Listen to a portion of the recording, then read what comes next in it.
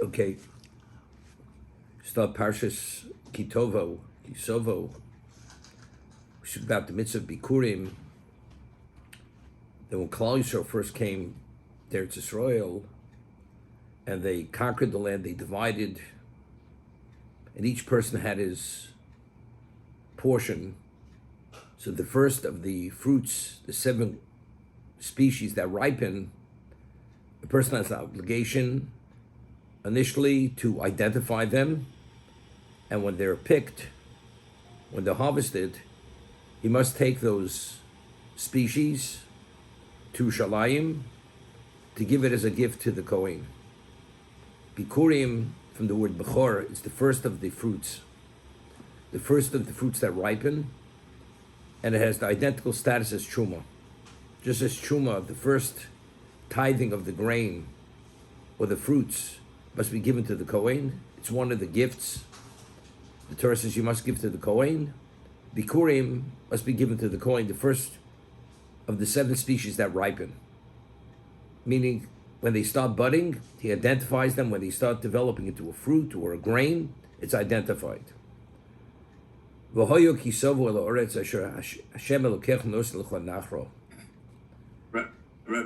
before the Rav goes on, can I just ask? Wait, I just want of that? No, it's even a minuscule amount. Just as truma, a minuscule amount of truma, but you should give more than that. B'di'evet, post facto, even if you give 1 grape, it would be sufficient, or 1 fig, or 1 date. But of course, it should be done as truma. On the Torah level, if you give 1 grain, that's considered truma, and you actually free up all the grain or fruit from tevel. It's no longer tevel. But yet, there's a mitzvah to give a 40th, a 50th, or 60th, to give something semi-substantial when you give it to the Kohen. The same thing true in terms of the Bikurim. We'll see in a moment. So when you come to the land, which Hashem is giving you as your portion, the Rishta, and you will conquer it, meaning this only happened after the 7 years of conquest and divide, Yoshavtaba, and you'll settle in the land. So Rashi explains, Kisovo, Virishta, Yoshavtaba, Magshal, Schai, Bikur, Achekovshu, Oretz, V'chilkua. Regarding Chalo, regarding Truma, the moment we entered into the land, the produce of the land, we had to tithe before we permitted to eat. But in regard to Bikurim, to identify what's most special initially when it starts ripening, to designate it for the Kohen, which is the Bikurim, this is only once you've conquered, conquest and divide, and you have your own portion of the land. Because we discussed, it's very simple. The whole concept of Bikurim, when he makes the declaration, this is of the fruit that you've given me, of the land that you've given me, it's an expression of appreciation. It's only once you have your portion. So since it's an expression of what you've given to me, it's something individualized, what I appreciate. Truma and Chala is the produce of Eretz Yisrael, has to be tithed before you benefit from it. It's not an expression of appreciation. So the moment you come to the land, the bread, you have to tithe the dough. The species, you have to tithe, give that portion to the Kohen, that's Truma. Bikurim is a declaration of appreciation. What I feel that I've benefited, I'm giving of my best to you, Hashem, and the Kohen will be the recipient who's your representation, your representative. We'll see in a moment. So over here, the Rechaim HaKodesh points out a number of things. V'hoya always, Chazal tells, is an expression of joy. V'hoya kisovo el oretz. And when you come to the land, it's an expression of joy. Then the Torah tells us, Asher Hashem Elokechem nosilcha nachlo rishto, which God is giving to you as a portion, and you've conquered it, v'yoshavta, when you've settled in it. What does it mention? The land that Hashem is giving to you as a portion, it should say, when you come to the land, we know which land we're speaking about, and you conquer it and you settle in it. Why does it have to be mentioned at this point? Asher Hashem Elokechem nosilcha nachlo, which Hashem is giving to you as a portion. So he explains that first and foremost, when you come into the land, you have to understand that this land, you couldn't have conquered it and attributed to Kochi v'otzim yodi, osel l'sachayil hazeh. As Moshe Rabbeinu had forewarned the Jews, a person achieves financial success, a person says, Kochi v'yodi osel l'sachayil hazeh. My own ability, my own acumen, my own intelligence, my own brought about all this success. Because then you attribute, there's no level of appreciation, or it minimizes the appreciation. But if a person understands without any doubt, if not Hashem gifting this land, allowing me to conquer it, and to remain in the land, I wouldn't have it, only then, when that's clarified to the person, then we could talk about being appreciative. Because I wouldn't be here if not for Hashem giving it as the land. So therefore, prerequisite to the Bikurim is first and foremost, you have to know it's the land that Hashem is giving to you as a portion. That's fundamental. Once we understand that that's a given, and you understand that, and you're cognizant of that, then we talk about speaking, take of the most special of the fruit or grain to the farmer, and giving it to the Kohen as the representative of Hashem, as an expression of appreciation. That's firstly. Asher Hashem Elokecha noslecha nachlo. And even more so, if you remember the Orach Chaim, it's explained by the Meraglim, it says, you will send spies to the land that Hashem is giving you. When they originally asked for spies, scouts to scout out the land. So there the Orach Chaim HaKodesh had explained the land of Canaan that Hashem is giving to you. Why did the spies come back with these ominous reports? Because they said it's a land which you can't conquer. It's a land of giants. If they would have fully internalized and appreciated what Hashem had said, which Moshe had communicated to them, you're going to the land which Hashem is giving to you. The land of which Hashem is giving to you. Why? So he explained, if a person is gifting a piece of property to a person and their tenants, and the beneficiary cannot remove those tenants, but if the gifter, the benefactor, he says, I will give the property tenant free. You don't have to deal with any of those issues. So therefore, the beneficiary has no problem. The land is going to be delivered tenant free. When Hashem when the Meraglim went to scout out the land, he says, you're going to see giants. Humanly, it's impossible to conquer the land with giants. But I am the one who's going to deliver it, and with all the nations, regardless of the giants, I will remove them. They came back and says, how are we supposed to destroy the giants? Hashem never said to them that they have to destroy the giants. This is not Kochi Yotzim Yodi. This is all God's gift. From A to Z, the land will be delivered tenant free. So if you understand that, they wouldn't come back with these ominous reports. It's all because they believed it's all based on their own schus, on their own merit. Therefore, it's up to them. They must be able to do that, which is an impossibility. Over here also, when you're going into the land, you have to understand, the reason why you're going to this land has nothing with your worthiness. It's literally given to you gratis. Hashem is given to you as a gift. If you understand it's purely gift, when you take those first fruits, it's an expression of your understanding that you're a beneficiary of Hashem's goodness. Therefore, it's an expression of appreciation when you give the fruits. Therefore, that's a prerequisite. It's Asher Hashem Elokech noslecha nachlo.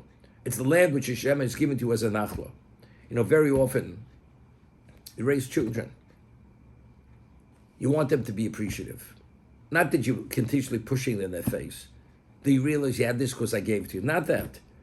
But unless a child is raised with an understanding of appreciation, he believes it's all coming to him. It's him. And it's always, he must have certain things. So how is he ever supposed to be appreciative?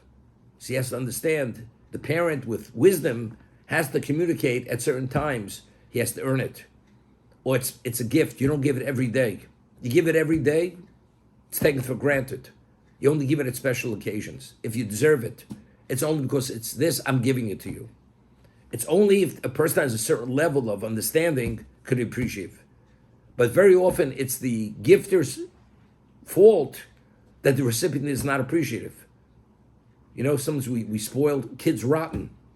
So if you spoil them rotten, do you expect them to be appreciative and have an understanding of what you've done for them? But if they understand that what you do is different than what most parents do for their children, or you do it in a way where it's being responsible, it's not just showering upon them, then the children have a chance to be appreciative, and they will learn how to be appreciative. It's a whole different reality of a human being when you're appreciative for what you receive. The Chovetz Levavos himself speaks about the concept. Appreciation is such a fundamental characteristic in a human being, because why does one serve Hashem? If a person understands his existence, he wakes up in the morning, he breathes, he thinks, he's able to function. It's only due to Hashem's chesed. Then nothing's too difficult in life to do. When Hashem asks you, do this, do that, it's an easy one. Avram Avinu, what was the driving force in his life? Mi balabira. Who's the master of the citadel who created this almost infinite world to accommodate me, all my needs, which are beyond understanding of what he's provided for me? Avram Avinu was driven to reciprocate, to show his homage to Hashem for all that he provided for him. That's only because he recognized and understood what was given to him. So Hakaras HaTov is a fundamental principle in serving Hashem. Otherwise, everything's too difficult. I've done enough. Or why do I have to do? We've read many times certain mitzvahs. It says, Asher Tzisichem Eretz Yisrael, the law of ribis, the law of leaving the gleanings of the field for the poor. It says, I took you out of Egypt. Why? So Rashi says, quotes Chazal, on the condition that I took you out of Egypt on the condition that you do this mitzvah. What does it mean to go from slavery to freedom? Why are you a free man? Why did I give you all these, I performed these miracles and took you out of Egypt? I turned the world upside down 90,000 times. That you should be free men to do the mitzvah. So if a person understands what Hashem has provided for him and created for him and put him on a pedestal, is it too different not to lend money with ribis? Or is it too difficult to put chelis on your tzitzis? Or many other mitzvahs? Or leave the gleanings for the poor? You know, it's very interesting. A Jew has an obligation to give meiser. 10% of his grain, of his produce. There's a question about earnings, whether it's rabbinical, whether it's doraisa, whether it's a minhag. It's a question with earnings. But you live in Israel, and you have the species, the grains and the fruits, it's Torah obligation. You must tithe it. That's what it's all about. You know, you're giving away hefty percentages. Truma, then you have to give 10%, and then you have to give to the poor man every third year of the sabbatical cycle, the third and sixth year. Before you turn around, what are you left with? You're left with something substantial, but you've given away quite a bit. What about if a person says to a person, I'm giving you $100,000, 10% of that $100,000 is given to you to give away to charity. We say, one's yearly stipend is determined on Rosh Hashanah to cover you for the year. And within that stipend, let's say it's $100,000, Hashem says 10% is allocated for charity. So you have $100,000. Person says, you know, that's quite a bit of money to give away for tzedakah. 10% of my earnings. But it was initially only given to you. It was allocated and designated only for charity. It's not meant for you. A person is in charge of a cash register, and all the money comes in. Is there a consideration? Could he put it in his pocket at the end of the day? And you're an employee. That money belongs to the company. So if Hashem gives you initially 10% to give away to tzedakah, so what's even the question? What's the struggle? The answer, of course, is not so simple. I understand, I learned the Gemara, I heard it 1,000 times. It's true. Hashem determines your yearly allocation. But you know, I worked for it. I struggled for it. I also had something to do with it. Therefore, giving away 10%, that 10% he wants me to give away, in reality, the way the person processes it, he's taking money out of his own pocket and giving it to tzedakah. But that is not the reality. The reality is that 10% is not yours. It was allocated to you specifically to give to charity. So how do you go and put it in your own pocket? How do you embezzle it? So where does it all go back to? It's Hashem Elokecha Nosem L'cha Nachor.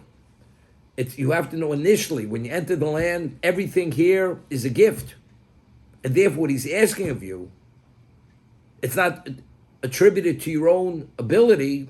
It's only because Hashem gave it, and therefore he wants you to give it. And therefore, it should be clear in your mind, giving the Bikurim is an expression of your appreciation.